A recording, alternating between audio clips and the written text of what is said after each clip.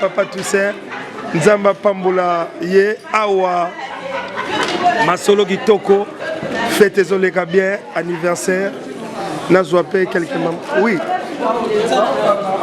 yoka ngai ezala ngo biso dona kota musicien ko banga te nazwa mama akangawa mais nazo servi pe batawa zela frère Picho zola nga préparé zola damas tika na yo Maman Tununge, bonjour. Bonjour papa. Boni Kilteleki Neni.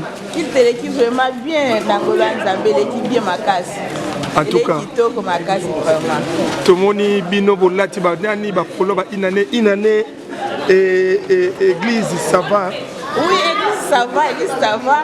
Yemi ezalaki anniversaire église na biso tokosi inane nde tobande beaucoup Nzambe. Kopesa Nzambe merci vraiment ezalaki vraiment esengo koleka. Amen. Et le vraiment Yesu wana tombo ifi azuli penza lokune ya kokana nusu asali. Ozana ba mbota kopesa na bato ba yebi na bato ba kotalo na talatala Congo na tout savoir télévision. Nazana mbota kopesa nazala bande tobele. Na pesi bambote na ngai na bandeko ya Illinois, na pasteur Frank, na chéri na nga André Tundunge. Amen. Na pesi vraiment mbote na église ya Elohim, bambote na bino. Lelo ezalaki anniversaire église Sauma awa na Kentucky, na ville ya Florence. Bambote na bino na Kongo na Yesu. Amen. Nazwa papa André Tundunge. Mbote ma sœur. Mbote papa. Tolobra na anglais to na lingala to na français. Na lingala pour information que naki toko makasi. Ah, c'est que je ferai compte na talatala. Na ça. Comment nani et puis église elle qui neni. Comment on a curé. Parce que c'est l'équipe tellement bien, ça fait déjà beaucoup de temps ensemble. Donc on a vécu de miracles, de guérison malade. Donc Dieu nous fait grâce avec l'action de son serviteur. Donc il nous fait tellement grâce. Je bénis le Seigneur pour une année de plus. Ce n'était pas facile, mais on est arrivé quand même. Je sais que Dieu va continuer à agir avec nous. Je suis très content. Je suis encore très content de vous voir encore. Keren siko royem ça va ser nini o va fana kotoyo. Ba vie nini bosala on peut mena po biso do musika mais chaîne étalement presque partout aux États-Unis. O benga ba ser o baza pemeni oyo o baza na posa ko sambela net yo baya awa.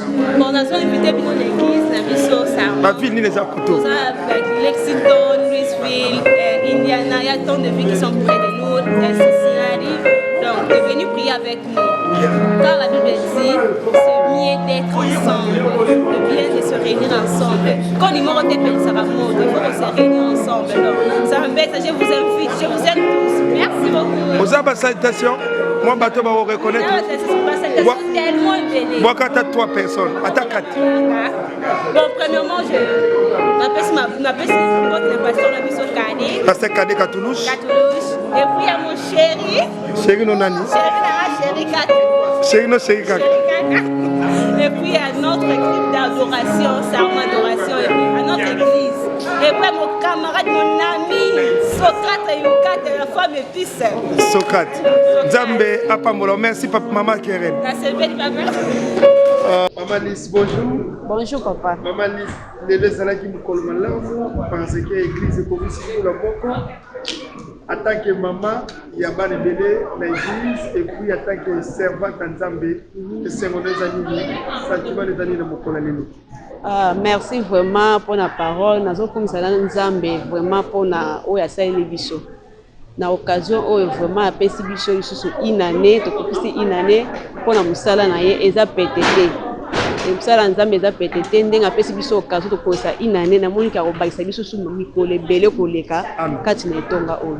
Na pesi Nzambe merci vraiment na oya saïli biso kati na une année oyo. Ozalina likambo boloba pour ba mama ba kotalo ya mboka oyo ba mama ya mboka oyo za pembeni awa na ba sœur bien so ba kotala yo na kata lingomba to pe pour la lingomba oyo ozala loko koyebisa ba bon na yebisi ba mama ba jeune fille bo kangama na Nzambe. Nzambe nde mutapesaka vie, Nzambe nde mutapesaka oyo nyonso kati na mokili. Lokola biso toza ba mama na kati ya mabala na kati ya place nyonso ya société yango na sengi na ba mama ete to kangama na Nzambe wana Nzambe akotika biso ta kosala biso implice su koleka kati na vie na biso pe na mabala oyo toza nango balobaka mama moto atonga ndako soki oza na prière te oza na prière te kasi na foyer na yo nzambe akosala te mais so oza na prière nzambe akosala lisusu implice soki oleka kati na libota na yo. Oza na message pour mama oyo bayokaka te bapapa bamama oyo baza kotumisa bandako bamama oyo bazali na makambo to bacouple oyo eza mpe na badiscussion bamaproblème oza na message mpona bango atake yo mama paster nazosenga epai ya bacouple epai ya oyo baza na mpo naza na mobali naza couple nazosenga nano eloko ya liboso vraiment bokangama na nzambe so bokangami na nzambe na couple na bino ekozala mpena elonga makasi diable abundisaka mingi bacouple abundisaka mingi libala soki oza na bonzambe kati na libala na yo ata diable apusani pembeni aolonga te vraiment biso bamama totelema bapapa botika te ti mpona makambo ya nzambe nde moto apesi biso vie nzambe nde moto apesi biso oyo toza na kokati ya mokili soki tozomona ke bolamu kaka oyo nzambe asali te tozomonaka vie na biso oyo tomei na mokili vraiment eza pamba mpe topesa bolingo wana na nzambe tokoluka lisusu kozwa lisusu implice koleka na makambo ya nzambe oyo asalela biso. Merci mingi mama Alice Misei nzambe apambola yo. Merci mingi mpe epai na yo papa na sacrifice osali eza sacrifice apamba te eza oyo lifuti nzambe apesi yo afuti yo oyo osali kati na biso kouta Illinois koya awa kosala transport kofuta bakarbiran makambo nyonso nzambe amona mosala na yo atombola ngo lisusu koleka na oyo nyonso ozozanga. Tratala ya Congo na sepeli na yo makasi. Merci papa Ndé. Na soki na moni yo na mona lukula toza na mboka na biso na Congo. Bon, vraiment koya oye amour ezalaka bongo. Amour penze ezala bongo. To mona mutu na tango ya pasi pe na tango ya esengo. Bon. To bandaka na bino mukolo église oyo ebima libanda. Bon. Lelo tiki biso te epe oye lisusu na makambo mususu memili biso mapamboli na nzela ya pasteur. Et pas face. Na papa kade catholique. Kasi mutuna na ngezali église enini inane oyo papa André Tununge bobundi losambo nzambe alongisi ndani dai bakaka omoni musale leki ndenge nini et puis on lance message na communauté na batuto bakoyoka yo les doyens André Tununge na baksanini grand baoba. Amen. Soso ya pembe. Soso ya pembe. Zanga mboka te. Tata Natoli. Tata catholique. Tata Natoli. Ah, Tata Natoli. Tata Natoli azolo babo. Vraiment nazo sepela oyo nzambe asali pona. To fanda po ngana na tel miseloko be pona zo bien parce que maboko mi balé to fanda po to yoko bien parce que ozaka na batolia bien posa doyen ozape mukolo papa bane belé petit na yo tonton ozaka na yepe na nani azoko lando depuis Indiana. Vraiment papa na sepeli ya koloba ete otika kabiso te bandaka église oyo mokolo tobimisa yango kaka na date wana oyo toza lelo yo mpe ozalaka nyonso elekaka omiko ya ngai papa André Musali na Nzambe Tata Natoli nazoloba boye ya koremercier ndeko na biso lolenge atikaka biso te ezala pasi ezala esengo Nzambe apambola yo déjà d'avance otika ndako na yo koya tango oye nazopesa yo bilan na biso eza positivement mais église ezo ko évoluer bien ndenge nini tomonaka église ezo évoluer bien Nzambe azo répondre biso na koya ya batu na babateme na ndenge bana bazo botama vraiment ezomonana déjà que église Nzambe alingi yango siko na place oyo ezalaki communauté ezalaki na matata batu bazalaki kokabwana mais grâce à église oyo ndenge lelo le sarma oyo mbuma na biso ebotami ezowumela batu bakomi koyokana yango wana tozolobake vraiment bilan na biso na nzoto pe na molimo eza positivement nazana message moko message oyo toza nango na église nano toza awa tozali koenglobe 3 langues toza na français toza na anglais toza na spanish baspaniol bazokota awa batu nyonso oyo nga nazoloba koyoka kaya koyoka te yaka omona koyoka ya koyoka te yaka omona biso tozali na devise na biso ya mbuma oyo ya vert ifo eumela ezama mbuma oyo te ekweyaka yango moko liloba toza nango awa ifo ekota na mabota epe ebota mbuma mpo nzambe na biso asala nini azwa lukumu yango wana nga nazopesa toli oyo na basali nyonso basali nyonso ezala na Columbus ezala na Galesburg kuna na Illinois ezala na Ohio ezala awa na Kentucky ezala de partout bozolanda na Congo soki ya solo tozali kolanda Yesu azalaki na division te corps du Christ ezana loboko na lokolo yoko kozala mutu esika yo ozali metolingana tozala bomoko puisque eloko tozoluka yango wana ekomema biso na lola mais soki tozokabwana boyeba deja bato nyonso bakabwanaka bayokana te balimbisana te boyeba nzela na bino bozo préparer eza deja lifelo mpona nzela ya Jésus oyo azali nzela alinga bomoko yango wana naye koloba na bino nyonso na micro ya talatala ke boyoka soki ya solo tozosalela Jésus oyo akufaki asekwi tolingana Jean Kouli na sepelaki mais eloko nga nazobeta sete lisusu na nzela ya Jean Kouli na bato nyonso bolanda biro nyonso botika basi na Congo bomona lisusu bato mususu te awa bato bozomona baza lokola mutu atali na kitalatala ero kolongola elungi okoyeba lisusu elungi na yo te mais mwasi oyo otika na Congo mwasi oyo bozana ye na ndako aza mutu oyo ozomona mikolo nyonso eza benediction na yo papa Jean Kouli na pesi yo mbote vraiment naza na besoin ke lobi na mona mwasi na bana awa vraiment nazo komi présenter lisusu ya kolobake ngai papa André Musali na Nzambe tata na toli onga nazo pesa ezali kaka ya yote tala misapi na nga ndenge ezozonga soki ya solo toza basali na Nzambe soki ya solo ke makambo toza nango eza pona lukumu ya Nzambe po ba amebika en tout cas na sepeli soki ya mutu pe telemi ya kolobake mwasi tala bolanda exemple ya Jean mwasi na yena bana bazoya ya yo tika wapi lelo ozana mususu keba shiko na nina loba boy mona nga ya suka ya koloba na bakongole nyonso soki ya solo to wuta Congo mama na biso aza Congo tozana ekolo Congo tolingana toyoka batoli tosalela yango toti yango na misala vraiment liloba na nga ya suka eza yango wana toli bapesi yo salela yango tiango pe na misala voilà. Amen, merci. Vraiment na pesi bambote surtout na Galesburg kotenga na uta na pasteur na ngai Frank na équipe nyonso ya kutu na moni makambo ya dédicace église na sepeli biso pe tokoya kotala makambo na biso eza place mtolo na biso etikalaki na pesi frère Ngina oyo nga na tela motema pasteur Ngina na pesi mbote na libota na ye na bebe na pesi bango nyonso mbote na pasteur Ino amen oyo nyonso na ba papa nyonso ya Galesburg na ye susu ti na kote ya Columbus batu na biso nyonso tokutaki na bango ba papa Alphonse batu nyonso ba famille Palana madame Palana bango nyonso na bwakeli bango mboti epe na papa nani Jeff na pesi bango mbote na bana ya papa Alphonse nyonso na pesi bango mbote merci mingi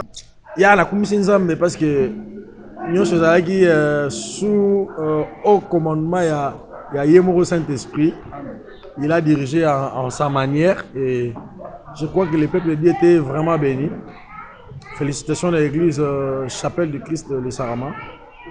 Félicitations à pasteur Kade Katouichi et puis na ba sa Nzambe nyonso baza ko accompagner na musala vraiment Nzambe ya lola a pambola bango koleka kanisela bango pe mingi pour que musala oyo ko balisusu faut fêter 2 ans, to fêter 5 ans, to fêter 10 ans, pourquoi pas to fêter 20 ans donc voilà quoi. Papicho, na bateau belé bakoma kawa, zamba sur le kumu. Vous avez un message pour le peuple congolais, na peuple tout et y'a gotala yo.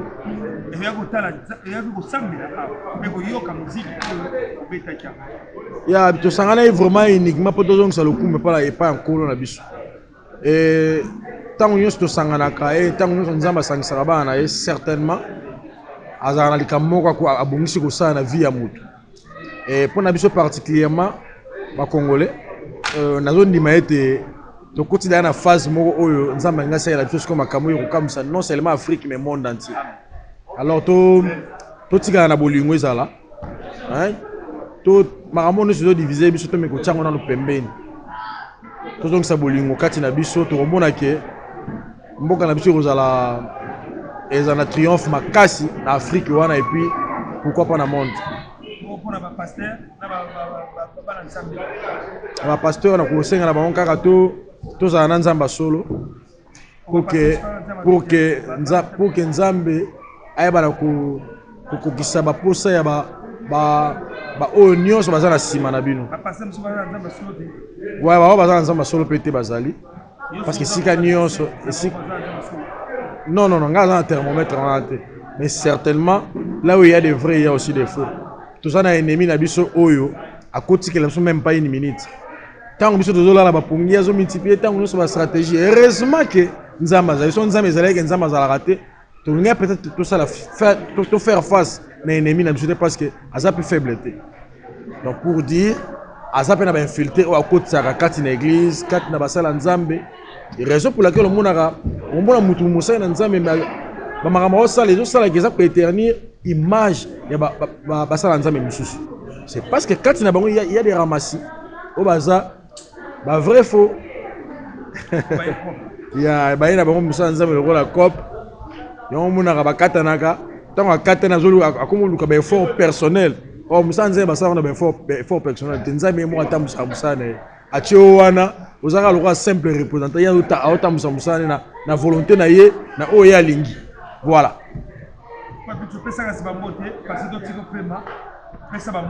Na pesi mbote na communauté munene ya montagne de l'Éternel au pasteur Jacques Luzinde azo diriger bana ya Ayowa Mobimba na bosanité pasteur Kadé o a s'appelé ko honorer ngai ko sala kena sangana bango na fête o sangisaki bato ebele apona yinane vraiment nzambe ya pambola bino koleka. Merci Papito. Aïbi que Cheno est très populaire partout dans le monde entier. En tout cas, que Dieu vous bénisse. Nous venons de finir un culte de célébration d'une année d'existence en tant que communauté francophone de l'église La Chapelle du Christ. Alors, Dieu est grand dans sa fidélité. Il nous a gardés jusqu'ici. Il a été avec nous. Et voilà, c'était un très bon culte, un moment merveilleux dans la présence de Dieu. Nous avons eu des amis qui sont venus de Cedar Rapids, de Illinois, de Louisville, de Lexington. Et nous avons eu notre pasteur Epaphras de Columbus qui est venu. Il a prêché une très bonne parole. En tout cas, mon cœur est rempli de joie. Je suis béni. Parce que la fidélité, la bonté de Dieu, qui peut mesurer cela? C'est incommensurable, cette mesure de grandeur que Dieu nous accorde dans sa faveur pour que nous puissions faire l'œuvre de Dieu. Alors là où tu es, j'aimerais te demander de servir Dieu.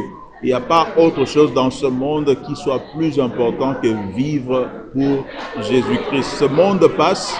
Nous allons mourir demain, et une complication quelconque dans la vie demain, les choses sont compliquées. Voilà pourquoi c'est vraiment important que nous puissions avoir une place pour Dieu dans notre vie pendant que nous avons encore ce souffle qu'il nous accorde. Donc que Dieu vous bénisse là où vous êtes, et c'est vraiment mon souhait personnel que vous puissiez servir Dieu, vivre pour lui, vous engager dans votre église, dans votre assemblée et apporter votre plus pour l'avancement de l'évangile et la croissance du royaume de Dieu.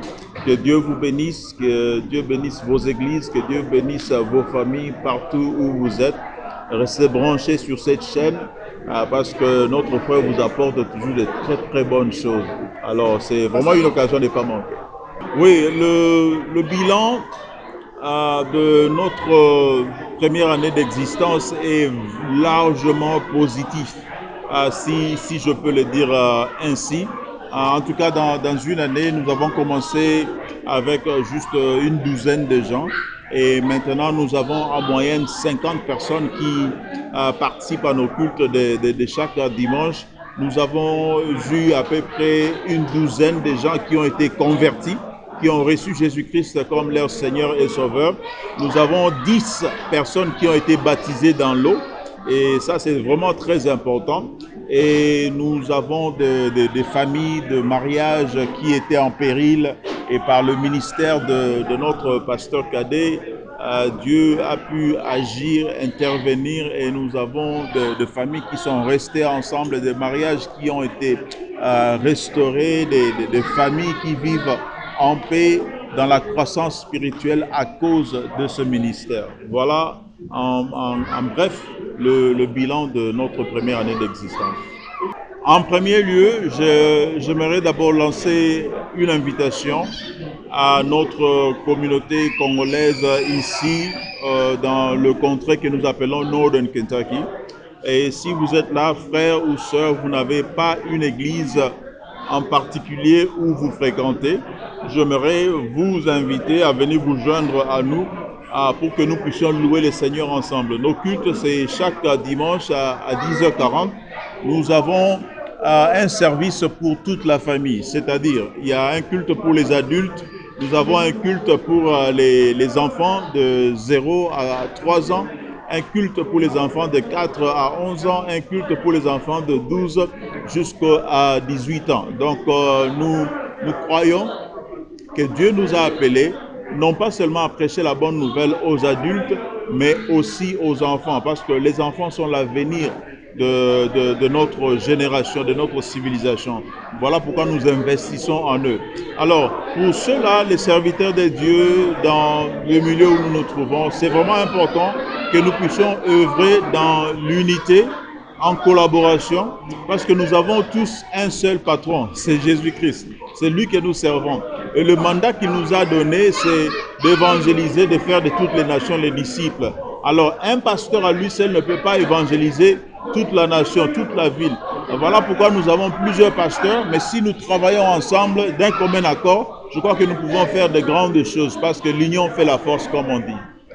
Oui, j'aimerais saisir cette opportunité, saluer les enfants, les amis qui sont en ligne et saluer ceux qui suivent cette émission, saluer ma mère qui est au Congo, plus précisément dans la commune de Lingwala, mais ma soeur Pélagie, ma soeur Mimi, ma soeur Adassa, mon frère Peter et autres, en tout cas beaucoup de salutations à tous les miens, partout là où vous êtes, que Dieu vous bénisse. Merci beaucoup, Pasteur Mwamba, que Dieu vous bénisse.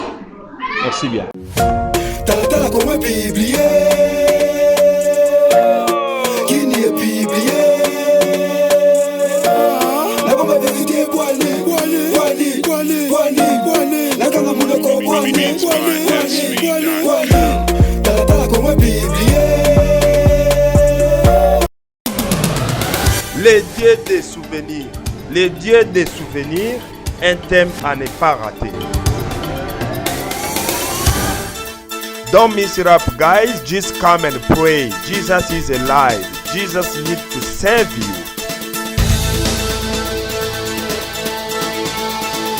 Les dieux des souvenirs. Les dieux des souvenirs, un thème à ne pas rater.